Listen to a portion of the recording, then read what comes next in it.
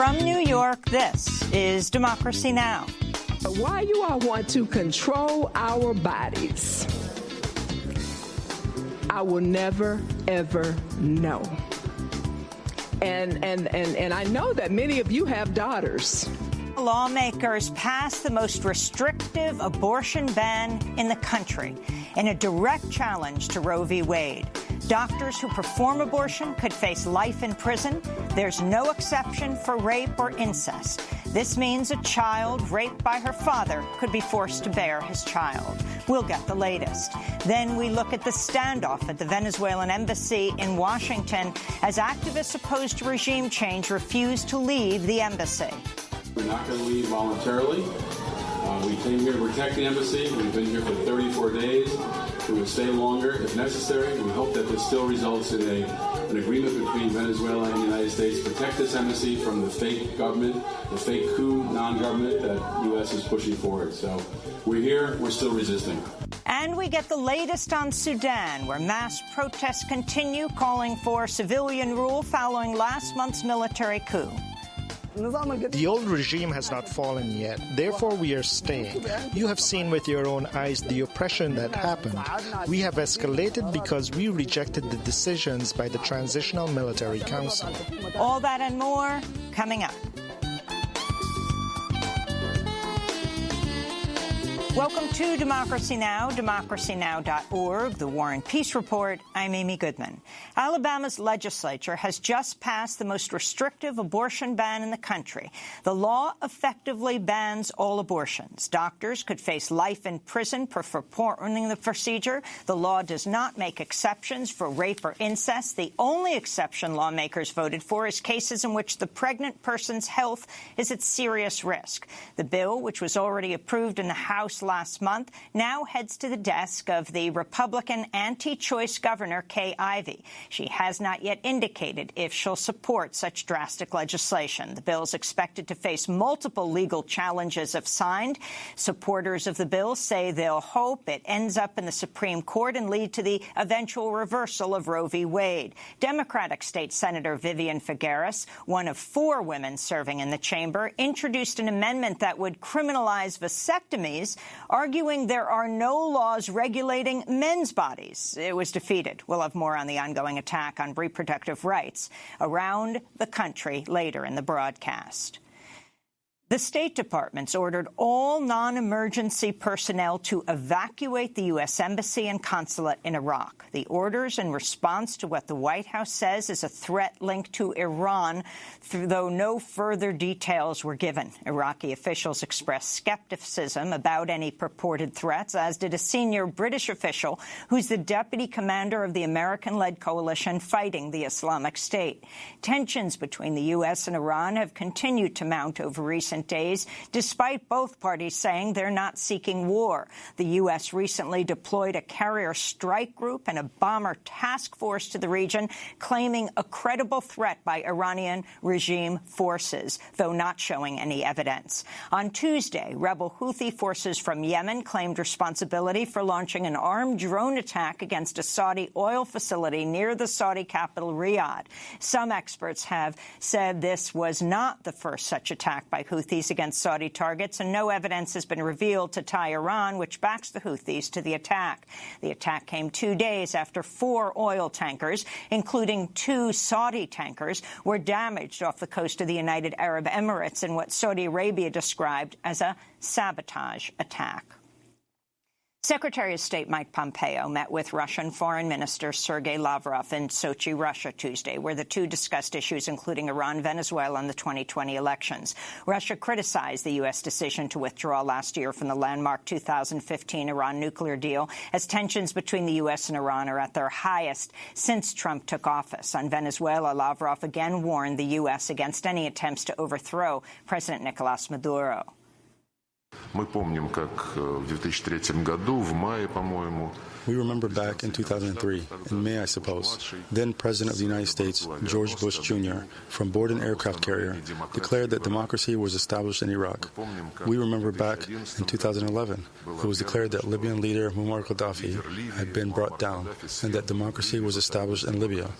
I believe I do not need to dwell at length upon today's state of democracy in Iraq, Libya, and a number of other places where such attempts of overthrowing the regimes were made and nothing good came out of it. Pompeo also warned Russia not to interfere in the 2020 U.S. elections, while Lavrov denied Russia was involved in any 2016 election meddling. Pompeo also met with Russian President Vladimir Putin, who hailed the Mueller report, saying it, quote, confirmed the absence of any collusion between the U.S. administration and Russia. CNN's obtained photos showing the dire conditions migrants are being held in at the McAllen, Texas Border Patrol. The photos show adults and children sleeping outside on the ground, in some cases on rocks, as well as packed into tents and covered with mylar blankets. The photos were supplied by a source who said they were disturbed when they witnessed the conditions at the station over the weekend. Responding to the report, an official from the Department of Homeland Security said, quote, the border security and humanitarian crisis continues to worsen. Current facilities and funding are inadequate for migrant flows, unquote. In related news, CNN is reporting this morning that the Transportation Security Administration is planning on sending hundreds of officials to the southern border to address increased migrant arrivals. Pennsylvania has become the latest state to go after Purdue Pharma for its role in producing and marketing the highly addictive opioid OxyContin. Purdue allegedly targeted senior citizens and the military when pushing the drug. The lawsuits state, quote, even when Purdue knew people were addicted and dying, Purdue treated patients and their doctors as targets to sell more drugs. Tragically, each part of Purdue's campaign of deception earned the company more money and caused more addiction and death.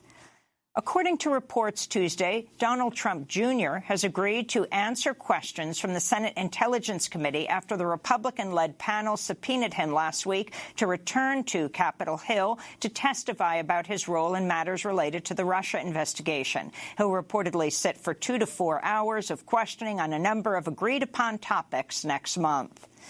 San Francisco has become the first major U.S. city to ban the use of facial recognition technology by police and other city agencies. Under the new rules, city agencies would need to obtain permission from the city's Board of Supervisors before implementing any new surveillance technologies. The biometric technology can still be employed at San Francisco's airport since it's controlled by the federal government. Matt Cagle, an attorney with the ACLU of Northern California, hailed the decision and said such technology, quote, provides government with unprecedented power to track people going about their daily lives. That's incompatible with a healthy democracy, he said. Experts have also warned about racial and other kinds of bias.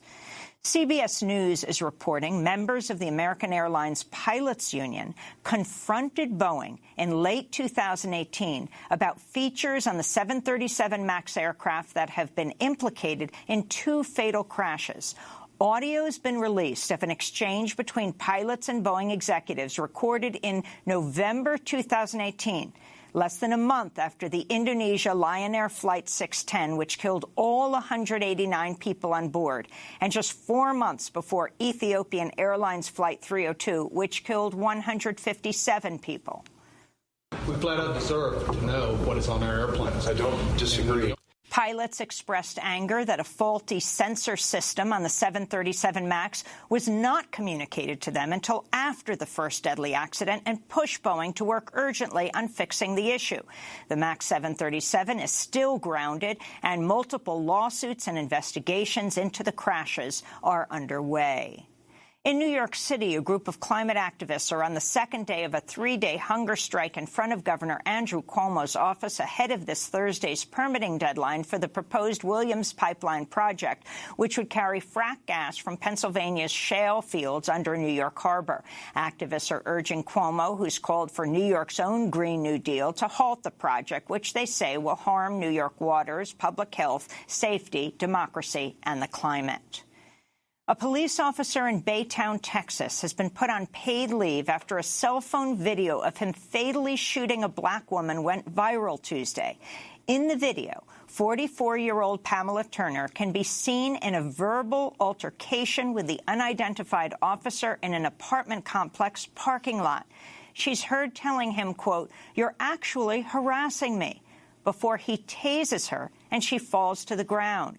Moments later, she yells out, "I'm pregnant," which is followed by 5 gunshots, killing Turner. Police say the officer opened fire after Turner grabbed the taser and used it against him. Police also say post-mortem examination showed Pamela Turner was not pregnant. Family members have since told local media she suffered from mental health issues. The ACLU is calling for an independent investigation. The National Bailout Collective announced Tuesday that the 3rd annual Black Mamas Bailout Day freed over 100 black mothers in over 35 cities and counting for Mother's Day. They also raised over $1 million. The nationwide campaign aims to call attention to the injustice of cash bail while freeing as many black women from jail as possible. To see our recent interview about the Black Mamas Bailout Day campaign, go to democracynow.org. And in New York City, protesters rallied outside the Marriott Marquis Hotel in Times Square Tuesday as the Brazilian-American Chamber of Commerce held a black-tie gala dinner honoring Brazil's far-right President Jair Bolsonaro and U.S. Secretary of State Mike Pompeo.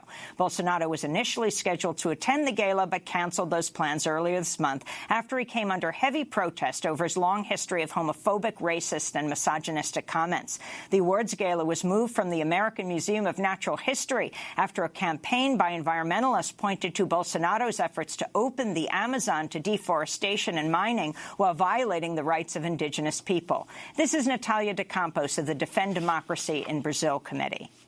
We're here in front of the Marriott Marquis Hotel in Times Square, where an event tonight will be held for the Brazilian-American Chamber of Commerce Person of the Year Award, honoring Jair Bolsonaro, President of Brazil, and Mike Pompeo, Secretary of State of the U.S. The Brazilian-American Chamber of Commerce has clear deals with corporations that are buying off the assets of Brazil and also supporting intervention in Latin America, such as against Venezuela or in Brazil itself, setting up bases and military bases of the U.S. there now. So Secretary of State Mike Pompeo is very much in favor of these policies. And those are some of the headlines. This is Democracy Now!, democracynow.org, The War and Peace Report. I'm Amy Goodman. And I'm Juan Gonzalez. Welcome to all of our listeners and viewers across the country and around the world. Alabama lawmakers voted to effectively ban abortion Tuesday, passing the most restrictive anti-choice law in the country in a direct challenge to Roe v. Wade.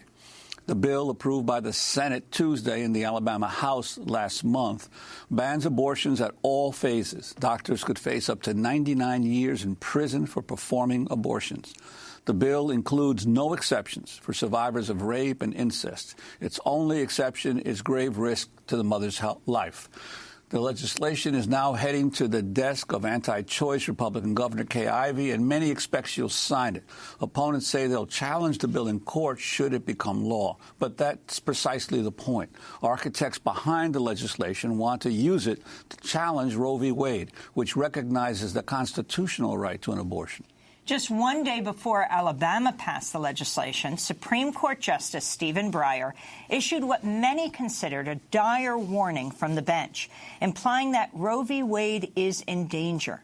He wrote the comments in a dissent for an unrelated case in which the court voted to overturn a 40-year-old precedent. Breyer wrote, quote, "Today's decision can only cause one to wonder which cases the court will overrule next." This attack on reproductive rights is playing out in state legislatures across the country. Also on Tuesday, the Republican-led Michigan Senate passed bills to ban the most common method of second trimester abortion and criminalize abortion providers. Democratic Governor Gretchen Whitmer is expected to veto the legislation. Last week, Georgia Republican Governor Brian Kemp signed one of the most restrictive abortion laws in the U.S., banning abortion when a fetal heartbeat can be detected, which often occurs at around 6 weeks into pregnancy, before many women even realize they are pregnant. The new law is set to take effect on January 1, 2020. Ohio Governor Mike DeWine also signed into law a 6-week abortion ban last month. The legislation does not include exceptions for cases of rape or incest. Well, for more, we're joined by Monica Simpson, Executive Director of Sister Song, a woman of color reproductive justice collective. She's in Denver today, but she's based in Atlanta, Georgia. And we're joined by Jessica Mason-Piccolo, legal analyst and vice president of law in the courts at Rewire. She's the co-author of Crow After Roe, How Separate But Equal Has Become the New Standard in Women's Health and How We Can Change That. Her forthcoming book, written with Robin Marty, is The End of Roe v. Wade, Inside the Rights Plan to Destroy Legal Abortion. We welcome you both to Democracy Now! Jessica, let's begin with you. Explain what just happened in Alabama. What just happened in Alabama is that lawmakers launched a full frontal attack on legal abortion in the state and across the country with a law designed specifically to challenge Roe versus Wade in the long term and in the short term, sow chaos in the state of Alabama for folks who need access to abortion. And could you talk about Justice Breyer's warning, how that specifically might relate to Roe v. Wade in terms of his dissent in an unrelated case? Absolutely. On Monday, the Supreme Court issued a 5-4 decision in effectively a tax case. And Justice Thomas took the lead in that decision and upended 40 years of precedent. And that, on the face, has absolutely nothing to do with abortion rights. But as Justice Breyer noted, the path that the court took in getting to the outcome has absolutely everything to do with abortion rights when we look at the conservative wing of the court looking to enact an agenda that lawmakers at the states have volleyed up for them in these anti-choice bills. And so what Justice Breyer did was go through the concept of stare decisis and precedent that the majority in this decision had overturned and suggested how that they could do the same thing when it came to other areas like abortion rights and contraception, for example. This is Alabama State Senator Linda Coleman Madison speaking at the debate yesterday before Alabama voted an almost total abortion ban. This bill to me appears to be about control.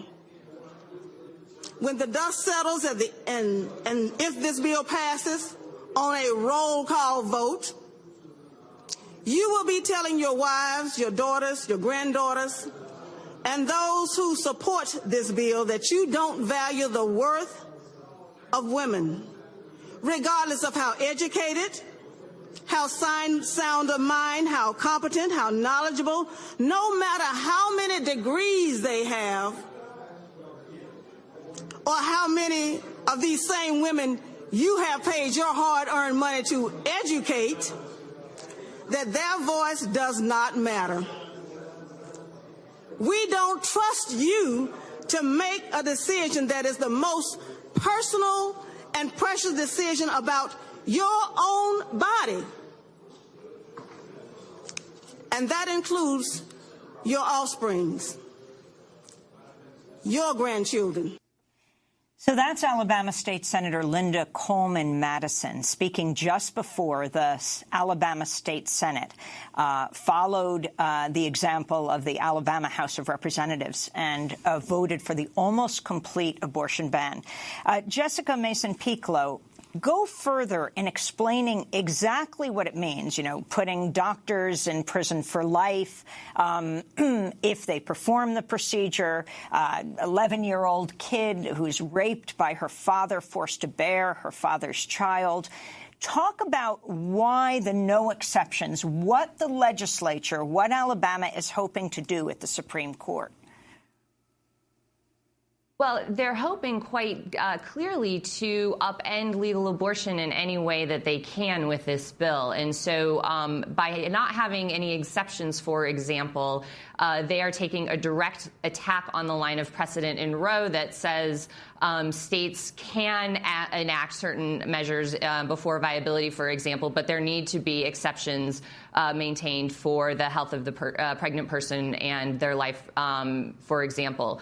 What is really happening here, though, that I think is most important to dive into is that lawmakers have said very specifically that they know this bill is unconstitutional, that their design by passing this is to force a court challenge. And Republicans have spent the last 2 years packing the federal courts with ideologues who have promised, if given the opportunity, to upend Roe versus Wade. So this is a political campaign that is being waged in the courts right now because conservatives and Republicans really feel that they have the advantage here. And we're seeing in places where pregnant people are already criminalized for certain pregnancy outcomes. The impact of upending legal abortion is starting and has started in places, but what this does is put that on hyperspeed and says very clearly that lawmakers don't care what the law is. They don't care that this is an unconstitutional ban. That's the point of it. And so the question is whether or not the federal courts are going to do their job and not be ideological in this and apply the law. And should they do that, then this ban is dead in the water. Now, Monica Simpson, you're usually based in Georgia. Could you talk about what's been happening in your state and this whole issue of this political offensive by the anti-choice forces? Clearly, there is an effect, an attempt not only to overturn Roe v. Wade, but also to mobilize the anti-choice movement as we head into the presidential elections next year. Absolutely. Thank you so much for having me this morning.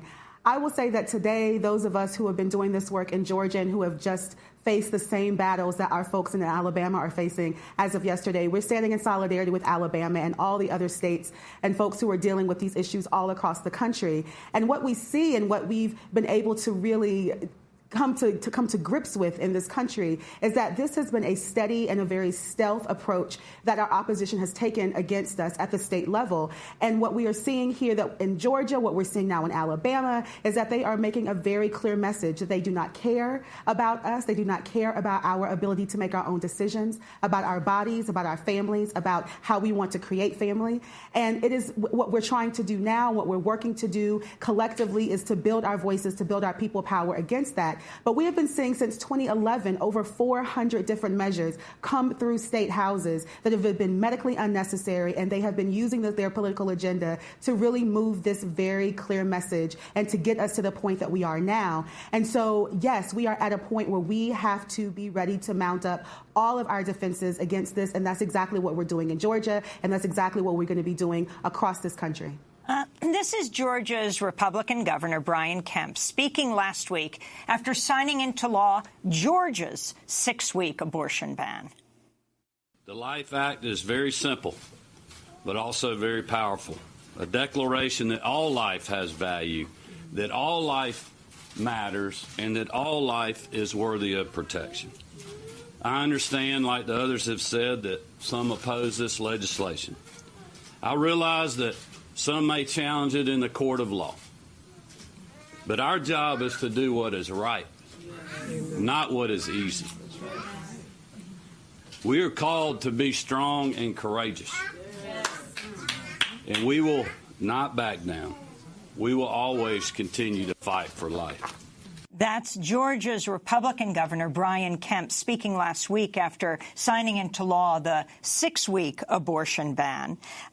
Stacey Abrams, the Democratic politician who narrowly lost to Brian Kemp, who was the Secretary of State, the Republican governor's race, tweeted after the bill was signed into law, "Bad policies like the forced pregnancy bill are a direct result of voter suppression. If leaders can silence Georgians' voices at the ballot box, they can ignore Georgians' voices when in office. We will fight back in court and at the voting booth," she said.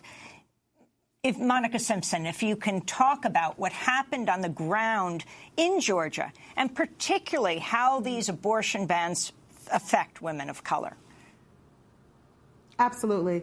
On the ground, we have been working together collectively. We, across different organizations, across our sectors of reproductive health rights and justice, formed the Georgia Coalition for Reproductive Health Rights and Justice to be in lockstep, to be in in connection with each other as we were fighting on the ground, moving at the grassroots level all the way up to our state house to make sure that we were educating our communities, amplifying the needs and the voices of the most marginalized in our community to really fight back against this. And what's interesting whenever I hear Kemp say that we need to make courageous decisions and that, you know, we should not make the easy decisions. There are so many things that Georgia could be actually fighting for that would actually impact the lives of those living in the margins. We are a state where we are at the very bottom when it comes to maternal mortality. And we see that Black women are dying at a rate 4 times higher than white women in childbirth.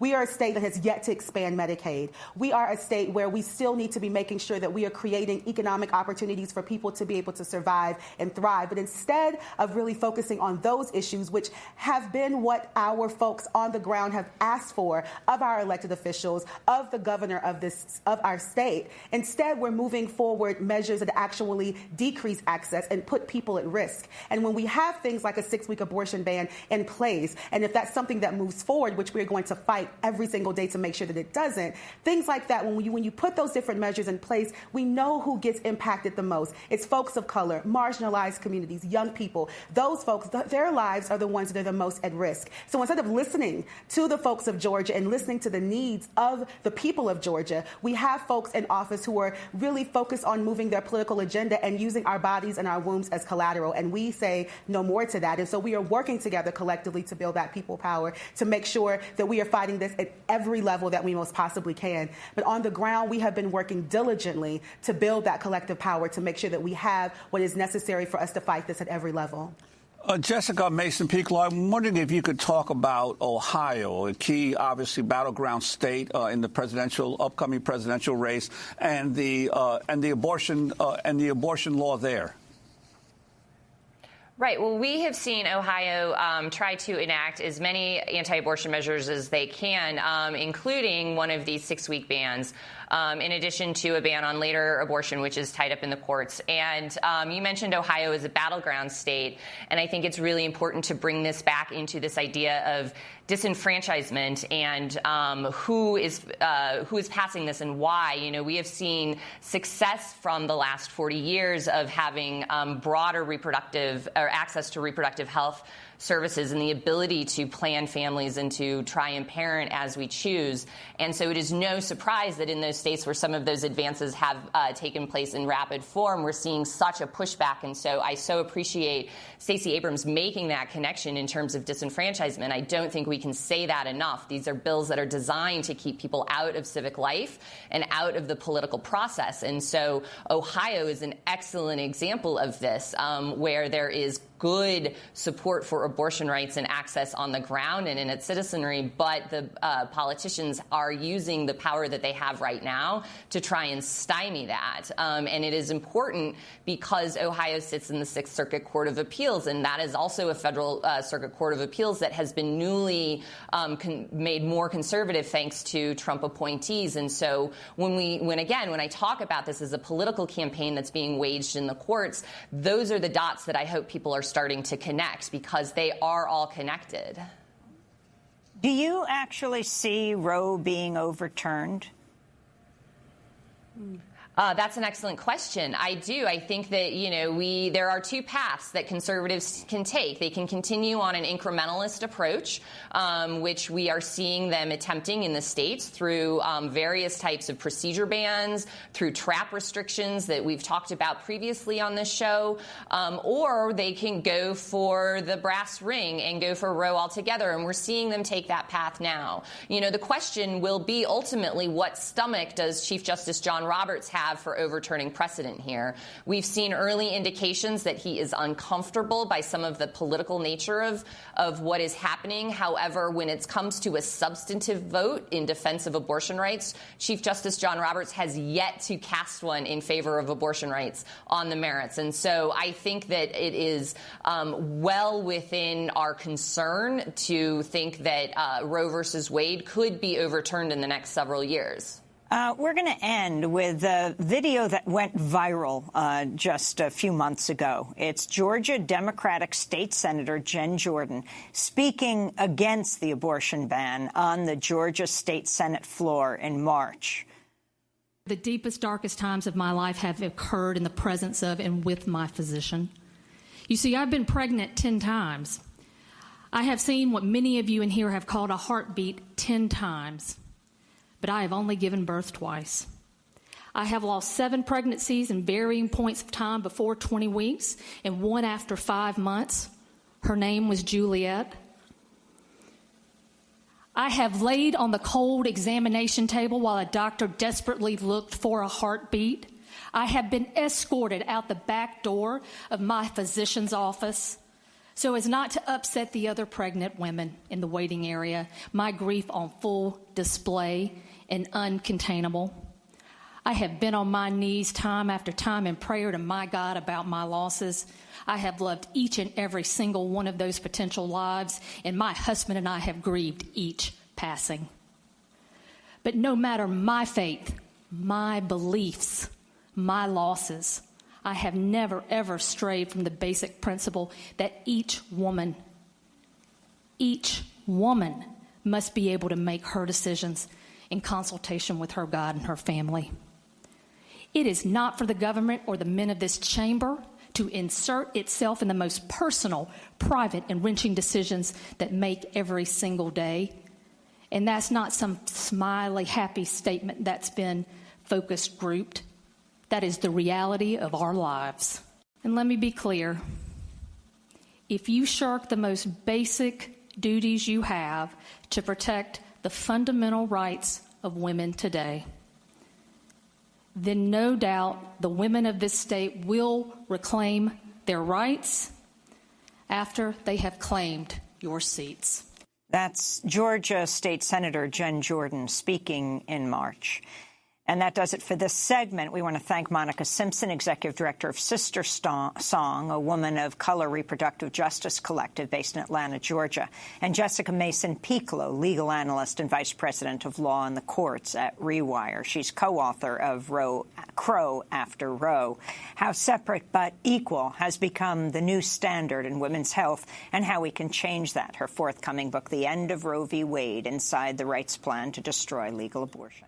This is Democracy Now! I'm Amy Goodman with Juan Gonzalez. When we come back, what's happening at the Venezuelan embassy in Washington, D.C.? Stay with us.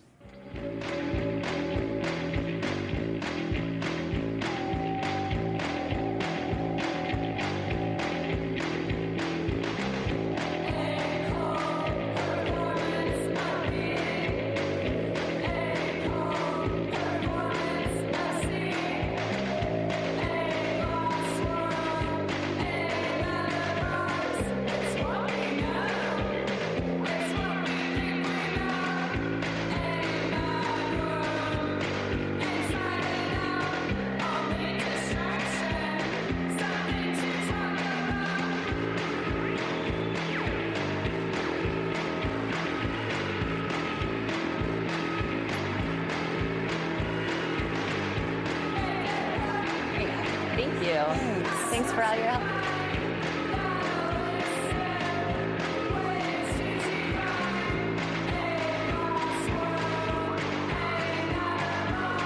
Rational Actor by Knots. This is Democracy Now! I'm Amy Goodman with Juan Gonzalez. In Washington, D.C., 4 activists remain in the Venezuelan embassy after police raided the building Monday night. Activists with Code Pink, Answer Coalition, and Popular Resistance have been inside the building since late April at the invitation of Venezuela's government in order to prevent it from being taken over by Venezuela's U.S.-backed opposition led by Juan Guaidó. Last week, authorities cut off water and electricity to the Venezuelan embassy. As they were on the verge of being raided Monday, activists released a video statement vowing to continue the fight. We're not going to leave voluntarily. We came here to protect the embassy. We've been here for 34 days. We will stay longer if necessary. We hope that this still results in an agreement between Venezuela and the United States to protect this embassy from the fake government, the fake coup non-government that the U.S. is pushing forward. So we're here. We're still resisting.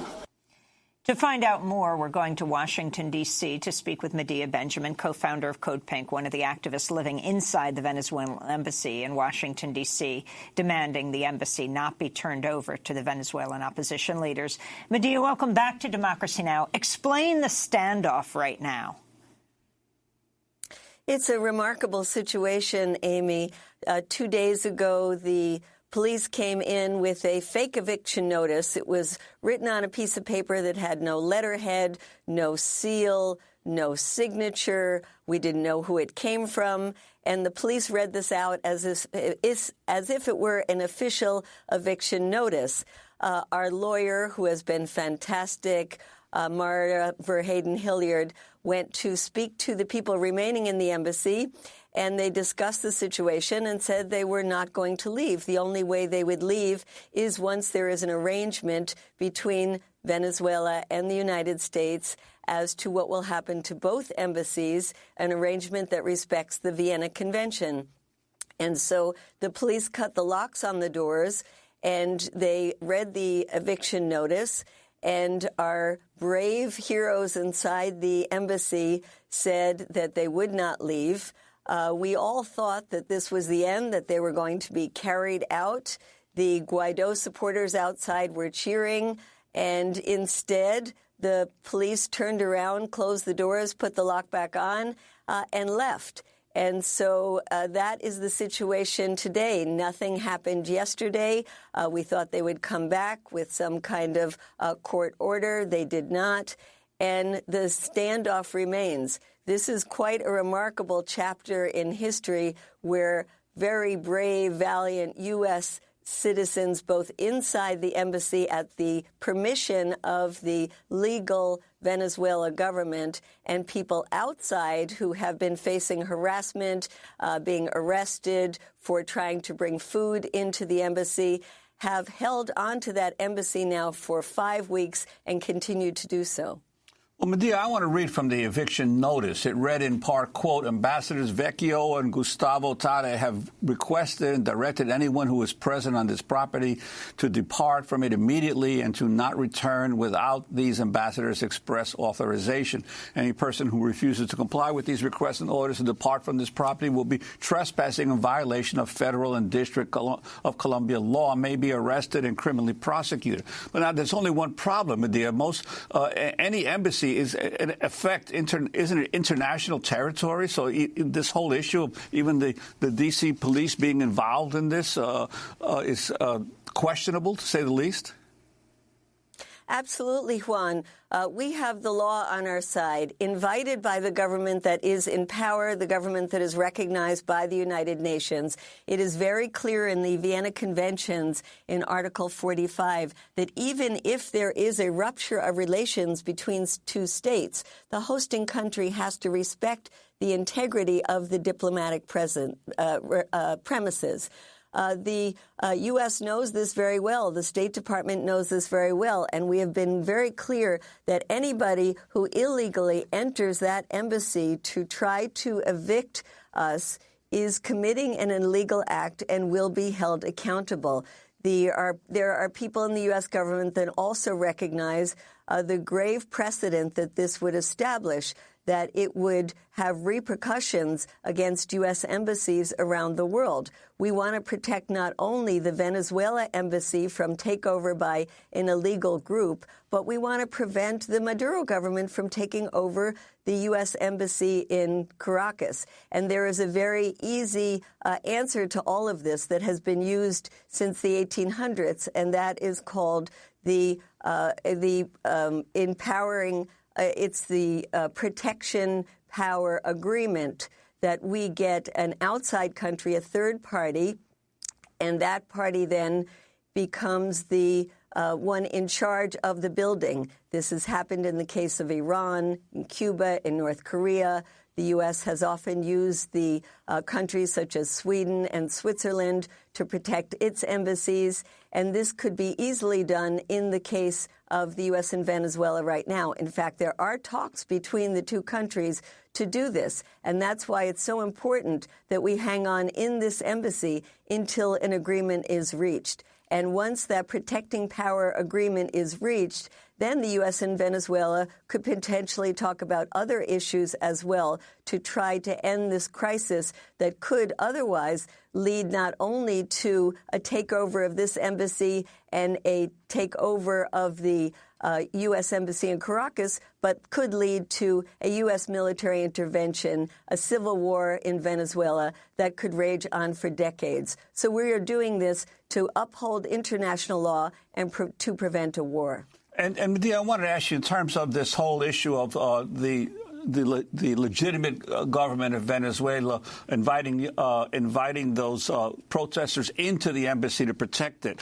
The Washington Post had a very interesting article a couple of days ago, supposedly going behind the scenes of the most recent failed coup attempt, because there have already been 3 this year against Maduro. But one of the things it mentions is that President Trump has become increasingly angry that he's believed he was misled at how easy it would be to get rid of Maduro, and he's now angry at his own advisors. And then just I think it was yesterday, Mauricio Claver Caron, one of the key national security people, said in Colombia at a meeting there that he believes that Maduro is totally paranoid and can't trust anybody, and that he can count on one hand the number of people who support Maduro. That's pretty much at odds with the reality of the facts on the ground, but I'm wondering your take on these recent developments.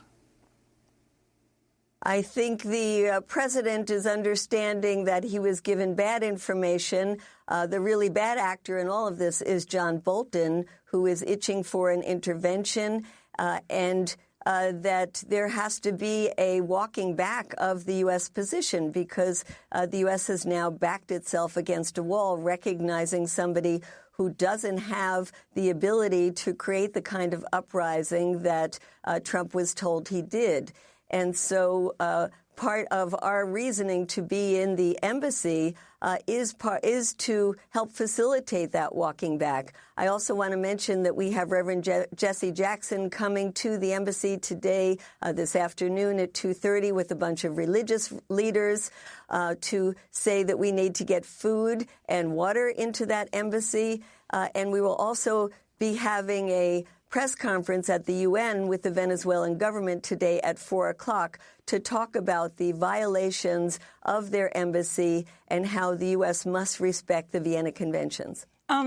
Talking about Trump being frustrated that he was told that they could throw out the democratically elected president of Venezuela, whatever people think of him. Do you have a sense that now with this, that now Trump is just shifting focus to Iran right now, where possibly he thinks, to the shock of many, he could be more successful? The State Department just today ordering all non-emergency personnel to evacuate the U.S. Embassy and consulate in Iraq. The order is in response to what the White House says is a threat linked to Iran, though no further details were given. Iraqi officials expressing skepticism about any purported threats, as did a senior British official who's the deputy commander of the U.S.-led coalition fighting the Islamic State there. And then you have the expose in the New York Times that the Trump administration has ordered the Pentagon to draw up plans to bring 120,000 troops to the region. You just recently returned, Medea Benjamin, from Iran. Can you respond to what's happening right now? We are very concerned about what's happening now. The U.S. has taken so many measures just in the last year to move towards a war with Iran, starting with pulling out of the nuclear deal, designating the Iran Revolutionary Guards as a terrorist organization, trying to get the Iranian oil exports down to zero, creating chaos in the Iranian economy. And, of course, Iran is going to prepare itself for what looks like an attack. And this is also can be put on John Bolton, who has been calling for an attack on Iran since before he ever got into the administration. I think this is a time where we have to build up an anti-war movement again. We are seeing a repeat of what happened in Iraq with lies, misinterpretations, not only being put out by this administration, but being echoed by the mainstream media, including the New York Times. We have a mobilization at the Venezuelan embassy on Saturday in D.C. That we encourage people to come to. And from there, we're going to be going to the White House to protest this escalation of tensions with Iran and say no to a war with Iran. We have to be pushing our members of Congress to speak out forcefully against what the Trump administration is now doing and to say this is a totally manufactured crisis and the U.S. people will not stand for another war in the Middle East. And, Medea, I want to ask you, President Trump yesterday, after the New York Times report came out, denied that he's actually issued that order to mobilize 120,000 troops. How do you deal with the reality that so many reports that come out about what the Trump administration is planning to do, then Trump himself comes out and says, no, I didn't do that, or I didn't order that, or I'm not doing that. It's very difficult to figure out what the policies of this administration are. Absolutely. And then in the same breath, he said, I didn't order it, but if we were going to do it, we'd send even more than 120,000 troops. It is, I think, important to understand that these policies are being organized by John Bolton. John Bolton, who is so close to the MEK in the case of Iran. John Bolton, who has said before that he wants to bomb Iran. John Bolton, that is so close to the Saudis and to Israel. And, of course, Donald Trump himself having an even closer relationship to the Saudis and to Israel. Has made the situation in Iran extremely dangerous. The only thing that's going to counter this is if we get Congress to stand up to pass legislation that says we will not allow any unauthorized attack on either Iran or Venezuela. If we get all the presidential candidates to stand up and say no to an attack on Iran, and if we get the American people to be very loud and clear saying we are totally opposed to any attack on Iran. And further than that, we should be calling for a lifting of the crippling economic sanctions in the case of both Iran and Venezuela. We should be calling for the U.S. to rejoin the Iran nuclear deal. These are positions that we should demand of our members of Congress, the administration, and all of the presidential candidates. Medea Benjamin, I want to thank you for being with us, co-founder of Code Pink, one of the activists who had lived inside the Venezuelan embassy in Washington, D.C., demanding the embassy not be turned over to Venezuelan opposition leaders. She was in Iran earlier this year, the author of several books, including Kingdom of the Unjust, Behind the U.S.-Saudi Connection, her latest book, Inside Iran, The Real History and Politics of the Islamic Republic of Iran. This is Democracy Now! When we come back, what's happening in Sudan? Stay with us.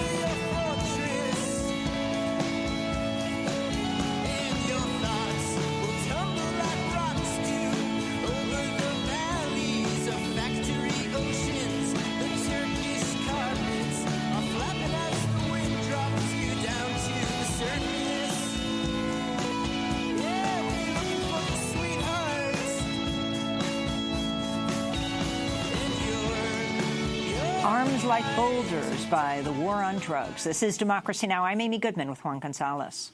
We turn now to Sudan, where mass protests continue to call for civilian rule following last month's military coup.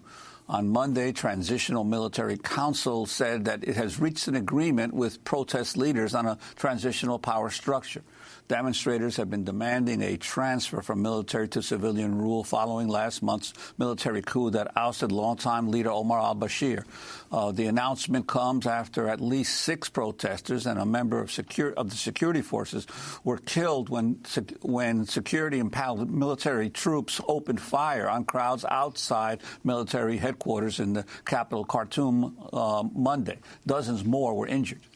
Also on Monday, deposed President Omar al-Bashir was charged in the killing of protesters during the popular uprising, which led to his overthrow last month. One of the deaths being investigated is that of a doctor who was shot dead while assisting injured protesters. The Central Committee of Sudan Doctors says 90 people were killed during the months-long and still ongoing protests. Demonstrators have vowed to continue to sit in and march until the government's transition to 100% civilian rule. Well, for more, we're joined by Maureen Al-Nil, a Sudanese activist based here in New York City. She was just in Sudan where she was detained. Maureen, can you give us an update on what's taking place? I mean, the most astounding image in the last weeks of ultimately the protesters forcing out the dictator, the long-reigning dictator, but then charging that a kind of military coup was taking place. Talk about what's happened. What has happened, the updates since the ousting of Omar al-Bashir, is that the Declaration of Freedom and Change Forces have been in negotiation with the so-called Transitional Military Council. The most recent updates is that with the press conference that happened yesterday, they have announced that they've reached an agreement on a few points. Some of them is that they'll have a transitional period of up to 3 years. First 6 months being for peace building and stopping up the war. They've also agreed on a legislative council that will have 300 members, 67% of which they're going to be elected or appointed by the Declaration of Freedom and Change Forces. 33% are from other bodies not clearly defined yet. They have also agreed on an investigative committee on the events of the massacre of May 13th. And they've also agreed on a committee that's going to be a joint committee between the military and the field committees of the Declaration of Freedom and Change Forces. This basically means the on-the-ground protesters. This committee will be for keeping the safety and security within the sit-in. That kind of indicates that both the Transitional Military Council and the Declaration of Freedom and Change Forces, they're expecting that the sit-in will continue for some time and it's not going to be ending soon. The one thing that they have not agreed upon yet, or at least have not declared to the public, is the Sovereign Leadership Council. And that is the most important point. Who's going to be in the council? Are there going to be our military personnel represented? Who are these personnel? And what is the percentage? This council is supposed to be non-hierarchical. Every member should have their voices have equal weight. But it's going to be difficult or practically impossible for the civilian people and the military representatives in the council to have equal weight. And at the end of the day, the military personnel have an army under their command. Well, and that's the problem of the popular uprisings that overthrow a long-term dictator, that the opposition is not organized and has its political parties and its organizations in place, but the military obviously does. So it's a lot easier for them to attempt to assume control. For instance, in Egypt and other places, we've seen the popular movements crushed as a result of the fact that the opposition was not united. So how do you see this transition period working itself out? Or do you think that the military is going to try to re-exert itself and maintain control of the country? The protesters have been drawing a lot of parallels with Egypt, and they've been using it as a cautionary tale, reassuring each other that we should take it slow to make sure that the military does not take over and it remains a revolution of the people. Another aspect is that the military is not so united as it might seem. For example, we've seen that in the police there's a movement called Lieutenant and Under, where you've seen unionization within the police. And we've also seen people in the army who are refusing the orders of their superiors and siding with the people. There have been the famous Hamid who tried to protect the people during the events of April 6 and 7 and 8, when there were clashes between the army and the Rapid Support Forces at the sit-in. And who is Hamid?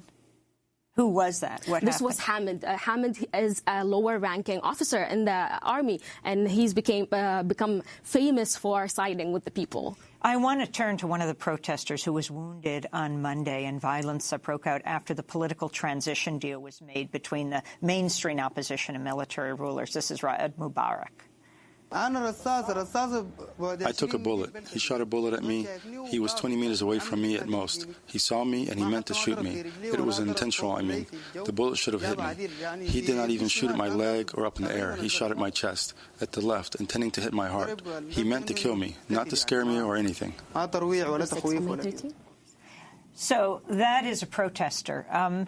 So you have the military opening fire on the protesters, killing a number of them, and yet at the same time, Omar al-Bashir is in the very prison that he sentenced so many opposition to, where so many people were tortured. He now is there and just charged with murder for suppressing protests and killing protesters.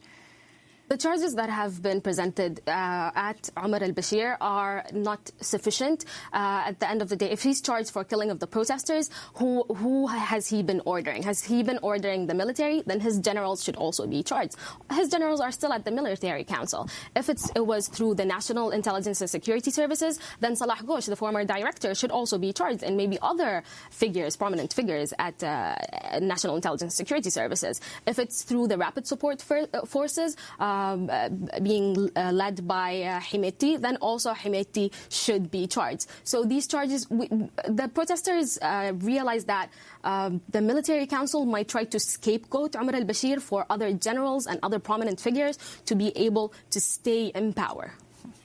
What's been the posture of some of the neighboring states that might be affected in one way or another by the uprising in Sudan? I'm thinking specifically of Ethiopia and Egypt. How have they been reacting to the revolution that's been occurring in your country? The protesters have been very wary about international intervention. Recently, we have seen that some of the Declaration of Freedom and Change forces, or some of the forces that have signed the declaration, have had meetings in the United Arab Emirates. They've seen a great backlash by the protesters, saying that if we're allowing these people to have a say in our revolution, then they will make sure that some things continue with the transitional government, such as our involvement in Yemen. And these are one of the demands of the protesters, is that we bring back the people who have been fighting in Yemen, a lot of them child soldiers. Can you talk about the role of women in leading the opposition and the protests in the streets, and how large are these protests still? The protest, especially the sit-in, has been expanding. Initially, it was only in front of the military headquarters. Now it's expanding to other major streets, such as Nile Street, where the protesters have been attacked on May 13th. The role of the women, you can see it in the numbers of the women at the sit-in, and you can also see it in the leadership roles that they're playing on the ground, leading some movements in the ground, and other initiatives that are not directly towards the transition, but such things as the education of the street children who have taken shelter at the sit-in.